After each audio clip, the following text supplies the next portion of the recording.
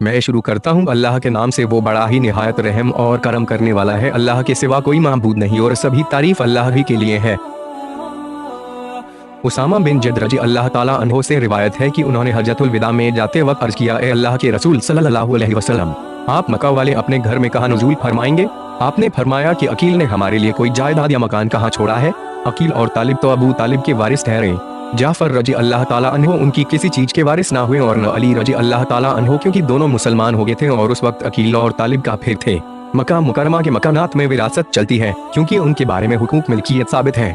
जनाब अबू तालिब के 4 बेटे थे, अकील, तालिब, अली और जाफर। हजरत अली और जाफर मुसलमान हो गए। तालिब जंगे बदर में मारा गया। अकील को अपने बाप अबू तालिब की तमाम जायदाद मिल गई। चूंकि यह जायदाद हाशिम की थी जो अब्दुल मुतलिब को मुंतकिल हुई, उसने अपने तमाम बेटों में तकसीम कर दी। इसमें रसूलुल्लाह सल्लल्लाहु अलैहि वसल्लम के वालिद अब्दुल्लाह का भी हिस्सा था, लेकिन आपने मक्का की फतह के बाद उन मामलात को कायम रखा ताकि लोगों के बीच नफरत पैदा न हो। अबू हुरैरा रज़ी अल्लाह ताला अन्हो से रिवायत है, उन्होंने कहा, जब रसूलुल्लाह सल्लल्लाहु अलैहि वसल्लम ने मक्का आना चाहा तो इरशाद फरमाया, हमारा मकाम इंशाअल्लाह कल को कैफ बनी किनाना में होगा, जहां मुशरिकों ने कुफ्र पर अड़े रहने का आपस में मुजाहिदा किया था, यानी मुहसब में उतरेंगे। और यह वाकया यूं था कि कुरैश और किनाना ने बनी हाशिम और बनी अब्दुल मुतलिब के खिलाफ कसम उठाकर वादा किया था कि उनके साथ न मना कहत आपसी निकाह करेंगे और न उनके हाथ कोई चीज बेचेंगे जब तक वे रसूलुल्लाह सल्लल्लाहु अलैहि वसल्लम को हमारे हवाले न कर दें। रसूलुल्लाह सल्लल्लाहु अलैहि वसल्लम ने पड़ाव के लिए उस मकाम का इंतिखाब अल्लाह का शुक्रवार अदा करने के लिए फरमाया कि एक वे भी वक्त था कि आप मजबूर और मकरूह थे। आज अल्लाह ने आपको मक्का की हुकूमत दे दी है। अबू हुरैरा रज़ी अल्लाह ताला अन्हो से रिवायत है कि वे नबी सल्लल्लाहु अलैहि वसल्लम से बयान करते हैं कि आपने फरमाया, काबा शरीफ को छोटी छोटी पिंडलियों वाला एक हबशी कयामत के करीब गिरा देगा। जब कयामत के करीब यह वाक़या रूनुमा होगा और यह उन आयात के खिलाफ नहीं जिनमें मक्का को अमन का शहर करार दिया गया है, क्योंकि कयामत के वक्त काबा क्या हर चीज तबाह और बर्बाद हो जाएगी। आयशा रज़ी अल्लाह ताला अन्हो से रिवायत है, उन्होंने फरमाया कि लोग रमजान के रोजे फर्ज होने से पहले आशूरा का रोजा रखा करते थे और उस रोज काबा को गिलाफ पहनाया जाता था। फिर जब अल्लाह ने रमजान के रोजे फर्ज कर दिए तो रसूलुल्लाह सल्लल्लाहु अलैहि वसल्लम ने फरमाया, अब जो आशूरा का रोजा चाहे रखे और जो न रखना चाहे वह न रखे। इस हदीस में बैतुल्लाह की अजमत को बयान किया गया है कि आशूरा के दिन उसे गिलाफ पहनाया जाता था। अबू सईद खुदरी रज़ी अल्लाह ताला अन्हो से रिवायत है, आपने फरमाया कि याजूज माजूज के निकलने के बाद भी खाना काबा का हज और उम्राह होता रहेगा। इमाम बुखारी ने एक दूसरी रिवायत को भी बयान किया है कि कयामत के करीब के वक्त बैतुल्लाह का हज रुक जाएगा। इन दोनों में टकराव नहीं है, क्योंकि हलाकते याजूज और माजूज के बाद हज होता रहेगा, फिर इतना कुफ्र फैलेगा कि हज और उम्राह बंद हो जाएंगे। इब्ने अब्बास रज़ी अल्लाह ताला अन्हो से रिवायत है, आपने फरमाया, गोया मैं उस काले कल्लूटे आदमी को देख रहा हूँ जो काबा का एक एक पत्थर उखाड़ फेंकेगा। यह किस्सा हजरत ईसा अलैहिस्सलाम के दोबारा आने और वफात पाने के बाद होगा, जबकि कुरानी तालीमात को सीनों से उठा लिया जाएगा। उमर रज़ी अल्लाह ताला अन्हो से रिवायत है कि वे तवाफ करते वक्त हजरे अस्वद के पास आए और उसे चुमा देकर कहा, बेशक मैं जानता हूँ कि तू एक पत्थर है, किसी को नफा व नुकसान नहीं पहुँचा सकता। अगर मैंने नबी सल्लल्लाहु अलैहि वसल्लम को तुझे बोसा देते हुए न देखा होता तो मैं भी तुझे बोसा न देता। हजरत उमर रज़ी अल्लाह ताला अन्हो सिर्फ इत्तिबा की नियत से हजरे अस्वद को बोसा देते थे। इससे मालूम हुआ कि कब्रों की चौखट या उनकी जमीन को चूमना बिदअत और जहालत का काम है। अब्दुल्लाह बिन अबी औठा रज़ी अल्लाह ताला अन्हो से रिवायत है, उन्होंने फरमाया कि रसूलुल्लाह सल्लल्लाहु अलैहि वसल्लम ने उम्राह किया तो काबा का तवाफ किया और मकाम इब्राहिम के पीछे 2 रकअत नमाज पढ़ी।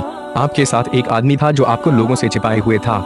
फिर एक आदमी ने अब्दुल्लाह बिन औठा रज़ी अल्लाह ताला अन्हो से पूछा, क्या रसूलुल्लाह सल्लल्लाहु अलैहि वसल्लम काबा के अंदर तशरीफ ले गए थे? तो उन्होंने नफी में जवाब दिया। यह उम्रतुल कजा का वाकया है। रसूलुल्लाह सल्लल्लाहु अलैहि वसल्लम उस वक्त बैतुल्लाह के अंदर इसलिए तशरीफ नहीं ले गए कि उस वक्त मुशरिकीन की बादशाही थी और बैतुल्लाह में बहुत ज्यादा बूत रखे हुए थे। मक्का जीतने के वक्त आपने मक्का को बूतों से पाक किया और अंदर दाखिल हुए। इब्ने अब्बास रज़ी अल्लाह ताला अन्हो से रिवायत है, उन्होंने फरमाया कि रसूलुल्लाह सल्लल्लाहु अलैहि वसल्लम जब हज के लिए तशरीफ लाए तो आपने काबा के अंदर दाखिल होने से इनकार कर दिया, क्योंकि अंदर बूत रखे हुए थे। फिर आपके हुक्म से उन्हें निकाल दिया गया और सहाबा किराम ने इब्राहिम और इस्माइल की वो तस्वीरें भी निकाल दी जिनके हाथों में पांसे थे। रसूलुल्लाह सल्लल्लाहु अलैहि वसल्लम ने फरमाया, अल्लाह उन लोगों को हलाक करे। इब्राहिम और इस्माइल अलैहिस्सलाम ने कभी 500 से कुरा अंदाजी नहीं की। फिर आपने काबा के अंदर अल्लाहु अकबर कहा, लेकिन नमाज नहीं पढ़ी। हजरत इब्ने अब्बास को नमाज पढ़ने का इल्म न था, इसलिए इनकार किया है, वरना सूरत हाल हजरत बिलाल रज़ी अल्लाह ताला अन्हो के बयान के मुताबिक यह है कि आपने बैतुल्लाह के अंदर निफल पढ़ी थी। वाजिह रहे कि हजरत बिलाल रज़ी अल्लाह ताला अन्हो रसूलुल्लाह सल्लल्लाहु अलैहि वसल्लम के साथ थे। इब्ने अब्बास रज़ी अल्लाह ताला अन्हो से ही रिवायत है, उन्होंने फरमाया कि रसूलुल्लाह सल्लल्लाहु अलैहि वसल्लम और आपके सहाबा किराम जब मक्का तशरीफ लाए तो मुशरिकीन ने यह कहना शुरू कर दिया कि अब यहाँ एक गिरोह आने वाला है जिसको यशरीब मदीना के बुखार ने कमजोर कर दिया है। उस पर नबी सल्लल्लाहु अलैहि वसल्लम ने अपने सहाबा को हुक्म दिया कि तवाफ के पहले 3 चक्रों में रमल करें और दोनों रुकनों के बीच मामूली चाल से चलें, और आपको यह हुक्म देने में कि वह 7 चक्रों में अकड़ कर चले। लोगों पर आसानी के अलावा कोई अम्र काम माने न था।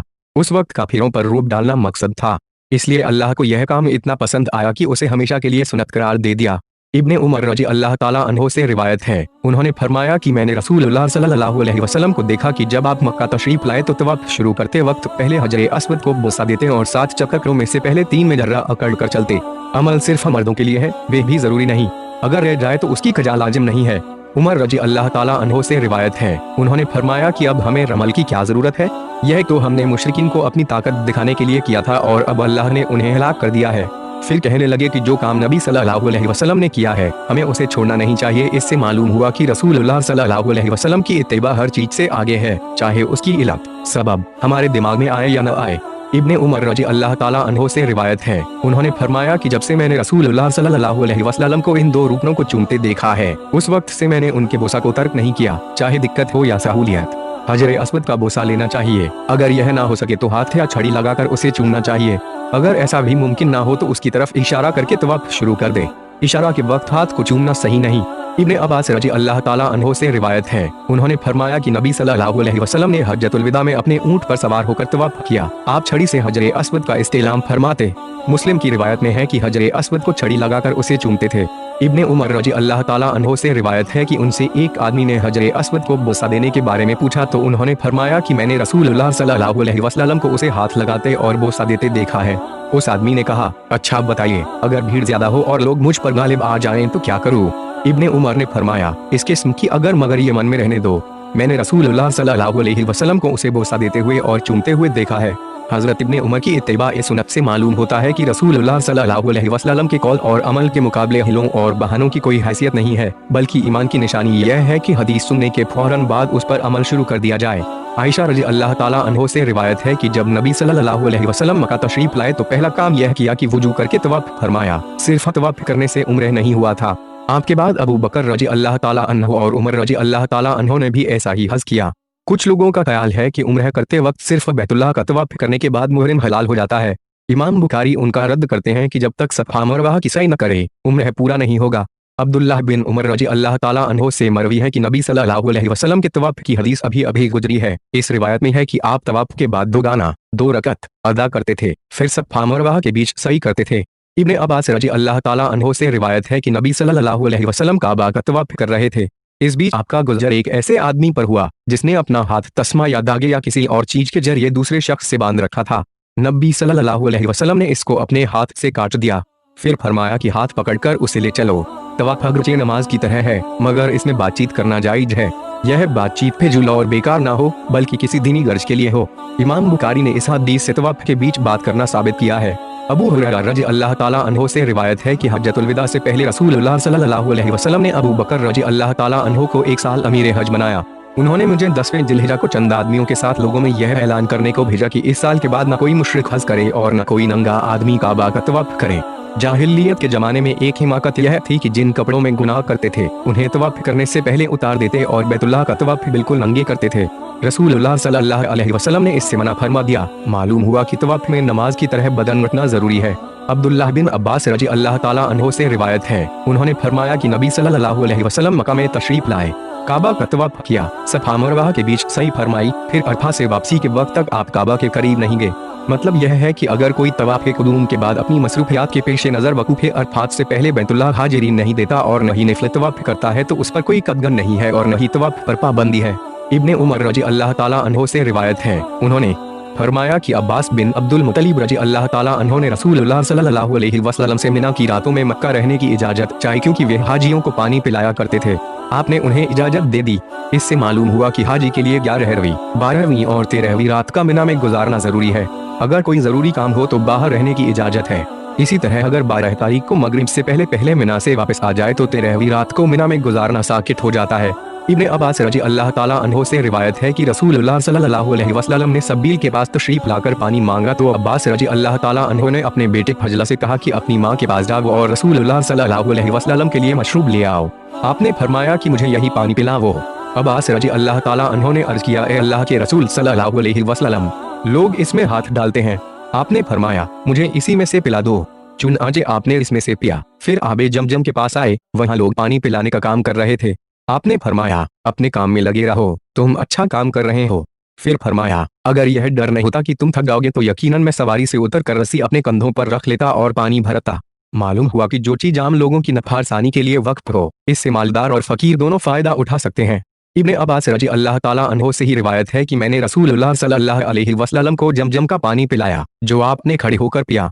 एक और रिवायत में है कि रसूलुल्लाह सल्लल्लाहु अलैहि वसल्लम उस दिन ऊंट पर सवार थे। इस हदीस से खड़े होकर पानी पीने का सबूत मिलता है और जमजम का पानी खड़े होकर पीना मुस्तहब है।